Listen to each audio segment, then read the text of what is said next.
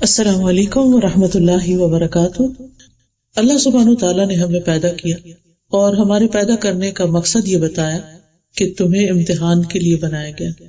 الذی خلق الموت والحیاۃ لیبلوکم ایکم احسن عملا، وہ جس نے موت اور زندگی کو بنایا تاکہ تمہیں آزما کر دیکھے، تمہارا امتحان لے کہ تم میں سے اچھے عمل کون کرتا ہے۔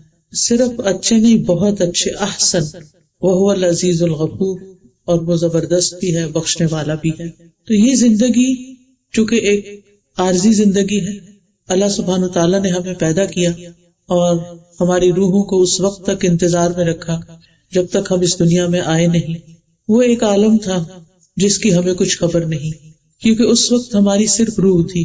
اس کے بعد اب اللہ تعالیٰ نے ہمیں روح اور جسم دونوں دیا، جس کو زندگی کہتے ہیں، اور ایک وقت آئے گا کہ یہ روح پھر جدا ہو جائے گی اور جسم مٹی میں چلا جائے گا اور روح اللہ تعالیٰ کے پاس چلی جائے گی، اور پھر ایک دن آئے گا کہ اللہ تعالیٰ دوبارہ روحوں اور جسموں کو اکٹھا کر دے گا۔ اس دن سب انسان اللہ رب العزت کے سامنے کھڑے ہوں گے۔ اس وقت انسان سے یہ دیکھا جائے گا کہ وہ کر کے کیا آیا ہے، وہ ساتھ لے کر کیا آیا ہے، اس نے اچھا کیا یا برا کیا۔ تو اسی امتحان کے لیے یہاں ہمیں چھوڑا گیا اس دنیا میں، تاکہ پتہ چلے کہ کون واقعی اچھا ہے اور کون اچھا نہیں ہے۔ اور جب انسان اللہ سبحانہ تعالیٰ کے سامنے حاضر ہوگا تو اس کے ساتھ نہ اس کا مال ہوگا، نہ اس کی اولاد ہوگی، نہ کوئی اور رشتہ دار، نہ کوئی دوست، کچھ بھی نہیں۔ انسان صرف اپنے اعمال کے ساتھ جو کچھ اس نے یہاں سے کمایا ہوگا وہ ساتھ لے کر اللہ تعالیٰ کے حضور حاضر ہوگا۔ اس کے بارے میں اللہ تعالیٰ نے ہمیں پہلے سے بتا دیا کہ جو اچھا کرے گا، ایمان لا کر نیک عمل کرے گا، اللہ سبحانہ تعالیٰ اس کو جنت کے باغوں میں داخل کرے گا، اور جو اللہ کو ناراض کرنے والے کام کرے گا وہ اللہ سبحانہ تعالیٰ کی طرف سے جہنم میں جو سزا بتائی گئی اس میں اس کو ڈالے گا۔ اس دنیا میں سب سے قیمتی چیز ایمان ہے۔ ہمیں اس بات پر ایمان ہے کہ ہمیں اللہ نے پیدا کیا، وہی ہمارا خالق ہے، وہی ہمارا مالک ہے، وہی ہمارا رازق ہے، اسی سے ہم آئے اور ہم اسی کی امانت ہے، اور جب وہ چاہے ہمیں واپس لے جائے، اس میں کسی بھی انسان کا کوئی اختیار نہیں، کوئی بس نہیں۔ موت برحق ہے، جب اللہ تعالیٰ چاہتا ہے انسان کو اس دنیا سے لے جاتا ہے، اور یہ سراسر اس کا فیصلہ ہے۔ ہم صبح شام جو کلمہ پڑھتے ہیں، لا الہ الا اللہ وحدہ لا شریک لہ لہ الملک ولہ الحمد یحیی ویمیت وہو حی لا یموت بیدہ الخیر وہو علی کل شیء قدیر، کہ لا الہ الا اللہ، اللہ کے سوا کوئی معبود نہیں، کوئی عبادت کے لائق نہیں، وحدہ لا شریک لہ، وہ اکیلا ہے، اس کا کوئی شریک نہیں، کوئی پارٹنر نہیں اس کا، یحیی ویمیت، وہی زندگی دیتا ہے، وہی موت دیتا ہے، کب کس کو پیدا ہونا ہے یہ اس کا فیصلہ ہے، انسان ڈیسائیڈ نہیں کر سکتا، اور کب کس کو دنیا سے جانا ہے یہ بھی اس کا فیصلہ ہے۔ ویمیت، موت بھی وہی دیتا ہے۔ بیدہ الخیر، ساری خیر صرف اس کے ہاتھ میں ہے۔ وہو علی کل شیء قدیر، اور وہ ہر چیز پر پوری قدرت رکھتا ہے، وہ سب کچھ کر سکتا ہے، اس کے لیے کوئی بھی چیز مشکل نہیں۔ اب زندگی اور موت کا وقت چونکہ اللہ نے لکھا ہے، انسان کے اختیار میں نہیں، اس لیے انسان کو اللہ تعالیٰ کے فیصلے پر راضی ہونے کے سوا کچھ بھی نہیں، کہ ہمارے پاس جو کچھ بھی ہے وہ اسی کا دیا ہوا ہے۔ غالب نے کہا تھا کہ جان دی ہوئی اسی کی تھی، حق تو یہ کہ حق ادا نہ ہوا، کہ یہ جان اللہ نے دی ہے اور اسی نے لی ہے، جان دی ہوئی اسی کی تھی، یعنی ہم نے اگر اپنی جان دے دی، اللہ کے حوالے کر دی، تو پھر یہ اسی کی تو تھی، ہم تو اس کے مالک نہیں۔ ٹھیک ہے یہ ہمارے جسم میں ہے ہماری جان، لیکن ہم مالک نہیں، مالک وہ ہے جس نے اس روح کو پیدا کیا، جو جس چیز کو بناتا ہے وہی اس کا مالک ہوتا ہے، تو اس نے پیدا کیا، اسی کی طرف سے آئے اور اسی کی طرف واپس جانا ہے۔ اسی لیے ہم کہتے ہیں جب کوئی فوت ہو جاتا ہے کہ انا للہ و انا الیہ راجعون، کہ بے شک ہم اللہ ہی کے ہیں اور اسی کی طرف واپس جانے والے ہیں۔ اور یہ چیز انسان کو صبر دیتی ہے، اور جب کسی کی وفات پر، کسی صدمے پر، کسی دکھ اور تکلیف پر، کسی نقصان پر انسان یہ کلمہ پڑھ لیتا ہے تو اللہ سبحانہ تعالیٰ اس کا اجر محفوظ کر لیتا ہے، اور پھر جب اس کو اپنا غم یاد آتا ہے وہ دوبارہ یہ کلمہ پڑھتا ہے تو اس کو اتنا ہی ثواب مل جاتا ہے جتنا پہلی دفعہ اس نے صبر کرنے پر حاصل کیا۔ اور جہاں تک صبر کا اجر ہے فرمایا کہ انما یوفی الصابرون اجرہم بغیر حساب. دنیا میں جتنی بھی نعمتیں ہیں وہ سب ایک امتحان. جو کچھ بھی ہمیں ملا ہے وہ سب ہمارے لیے ایک امتحان کا پرچہ ہے، چاہے ہماری اولاد ہے، چاہے ہماری اپنی قابلیت ہے یا علم ہے یا مال و دولت ہے، جو کچھ بھی ہے سب امتحان ہے. دیکھا یہ جا رہا ہے کہ ہم ان سب چیزوں کو استعمال کیسے کرتے ہیں اور ان کے ساتھ اپنا ریلیشن شپ کیسے رکھتے ہیں. اللہ سبحانہ وتعالیٰ نے قرآن مجید میں یہ بھی فرمایا سورۃ البقرہ کی آیت نمبر 155 سے 7 تک، وَلَنَبْلُوَنَّكُمْ بِشَيْءٍ مِّنَ الْخَوْفِ وَالْجُوعِ وَنَقْصٍ مِّنَ الْأَمْوَالِ وَالْأَنفُسِ وَالثَّمَرَاتِ وَبَشِّرِ الصَّابِرِينَ الَّذِينَ إِذَا أَصَابَتْهُم مُّصِيبَةٌ قَالُوا إِنَّا لِلَّهِ وَإِنَّا إِلَيْهِ رَاجِعُونَ أُولَٰئِكَ عَلَيْهِمْ صَلَوَاتٌ مِّن رَّبِّهِمْ وَرَحْمَةٌ وَأُولَٰئِكَ هُمُ الْمُهْتَدُونَ. اور یقیناً ہم تمہیں خوف اور بھوک اور مالوں اور جانوں اور پھلوں کی کمی میں سے کسی نہ کسی چیز کے ساتھ ضرور آزمائیں گے، اور صبر کرنے والوں کو خوشخبری دے دو. یہ وہ لوگ ہیں کہ جب انہیں کوئی مصیبت پہنچتی ہے تو کہتے ہیں بے شک ہم اللہ کے لیے ہیں اور بے شک ہم اسی کی طرف واپس جانے والے ہیں. یہ لوگ ہیں جن پر ان کے رب کی طرف سے کئی مہربانیاں ہیں اور بڑی رحمت ہے، اور یہی لوگ ہدایت پانے والے ہیں. تو اس سے یہ پتہ چلتا ہے کہ اللہ تعالیٰ نے پہلے سے ہی بتا دیا کہ میں آزمائش ضرور کروں گا، اور ہر شخص کسی نہ کسی شکل میں کسی نہ کسی چیز کی آزمائش میں مبتلا ہے. کوئی اولاد کی طرف سے آزمایا جا رہا ہے، کوئی مال کی طرف سے آزمایا جا رہا ہے، کوئی صحت کی طرف سے آزمایا جا رہا ہے، کوئی موت کے ساتھ آزمایا جا رہا ہے، کسی پیارے اور عزیز کی وفات کے ساتھ. تو یہ اللہ تعالیٰ نے شروع سے ہی بتا دیا تھا کہ میں آزماؤں گا ضرور. اور ایسی آزمائش کس لیے؟ تاکہ یہ دیکھا جائے کہ کون صبر کرتا ہے اور کون صبر نہیں کرتا. وَبَشِّرِ الصَّابِرِينَ. کون ہے صابر؟ الَّذِينَ إِذَا أَصَابَتْهُم مُّصِيبَةٌ، کہ جب انہیں کوئی مصیبت پہنچتی ہے. مصیبت نکرہ ہے اسم، اور یہ عموم کے لیے آتا ہے، یعنی عام، یعنی کسی بھی قسم کی مصیبت. تو اس وقت وہ کیا کہتے ہیں؟ اِنَّا لِلَّهِ وَإِنَّا إِلَيْهِ رَاجِعُونَ. بے شک ہم بھی اللہ کے ہیں اور اللہ کے پاس واپس جانا ہے. یعنی اگر کوئی چیز ہمارے ہاتھ سے چلی گئی ہے، ہمارے ہاتھ سے نکل گئی ہے، تو ہمیں بھی جانا ہے.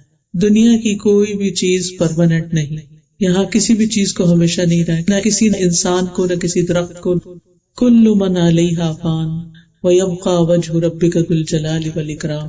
ہر چیز فنا ہونے والی ہے اور باقی رہنے والا تو صرف تیرے رب ذو الجلال کا چہرہ ہی ہے.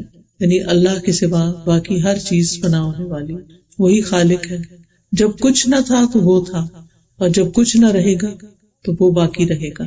اس لیے اس بات کی ہمیشہ سے توقع رکھنی چاہیے اور اس بات کے لیے پریپیئرڈ ہونا چاہیے اور ہمیشہ تیار رہنا چاہیے کہ ہمارے پاس جو کچھ بھی ہے یہ سب کچھ ہی جانے والا ہے. لہٰذا ان چیزوں کے ساتھ اتنا دل نہ لگایا جائے کہ ان کی جدائی مشکل ہو جائے.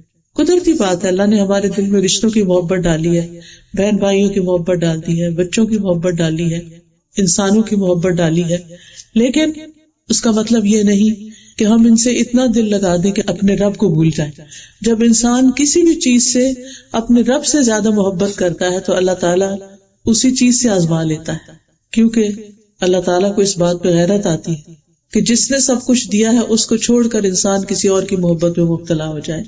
تو جو لوگ اللہ کی رضا پہ راضی ہو جاتے ہیں اللہ تعالیٰ ان سے راضی ہو جاتا ہے، ان پر رب کی بڑی مہربانیاں آتی ہیں اور رحمتیں، اور ایسے لوگوں کو پھر راہ مل جاتی ہے. پھر آپ دیکھیے کہ اللہ سبحانہ وتعالیٰ یہ بھی فرماتے ہیں سورۃ التغابن میں، ما اصاب من مصیبت الا باذن اللہ ومن یؤمن باللہ یہد قلبہ واللہ بکل شیء علیم. جو مصیبت بھی آتی ہے وہ اللہ کے اذن سے آتی، خود سے نہیں آتی. خود سے کوئی آپ کا بال بھی بیکا نہیں کر سکتا، اللہ کا اذن ہوتا ہے آپ کی آزمائش کے لیے، تو وہ تکلیف آ جاتی ہے. اور جو شخص اللہ پر اعتماد کرتا ہے کہ میرے رب نے میرا برا نہیں چاہا، کیونکہ بعض چیزیں ایسی ہوتی ہیں جو دیکھنے میں بہت تکلیف دہ ہوتی ہیں لیکن انہی میں خیر ہوتی ہے. اللہ تعالیٰ قرآن مجید میں فرماتے ہیں عسیٰ ان تکرہوا شیئا ویجعل اللہ فیہ خیرا کثیرا.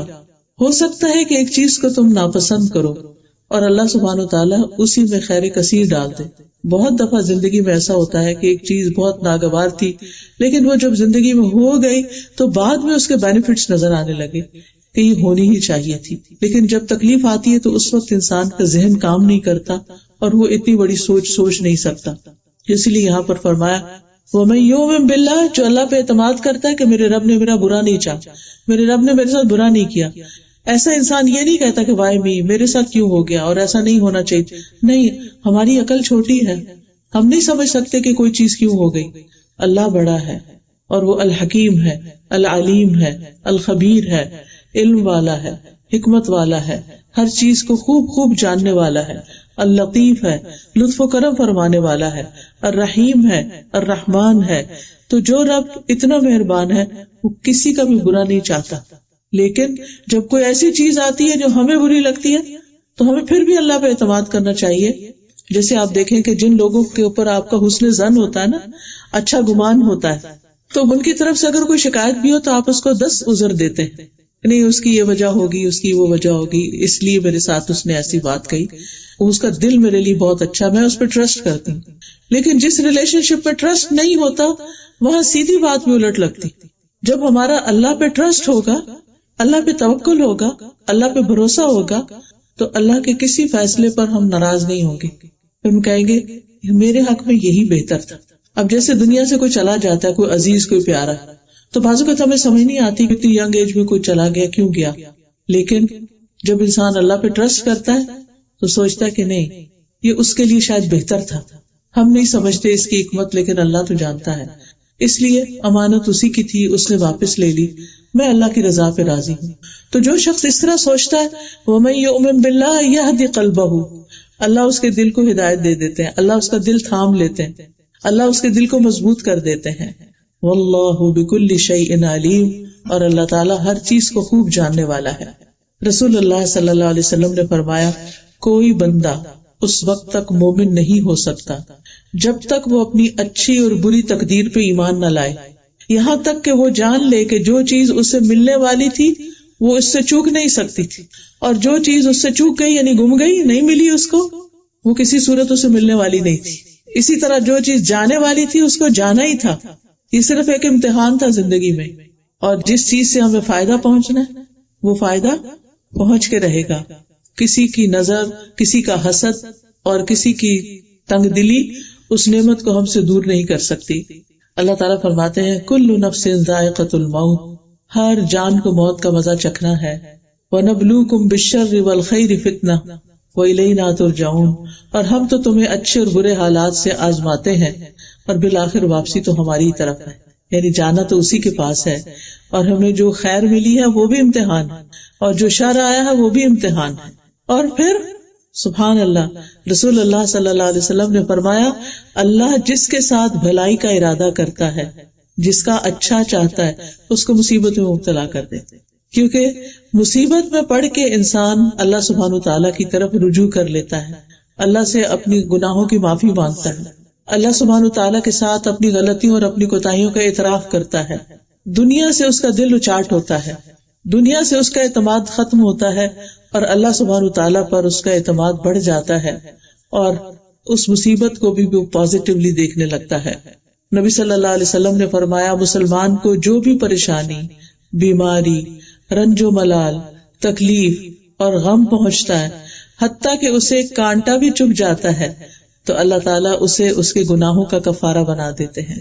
یعنی مومن کے حق میں تکلیف بھی خیر کا باعث ہوتی ہے. ام سلمہ کہتی ہیں میں نے رسول اللہ صلی اللہ علیہ وسلم کو فرماتے ہوئے سنا کہ جب اللہ کسی بندے کو کسی مصیبت کے ساتھ آزماتا ہے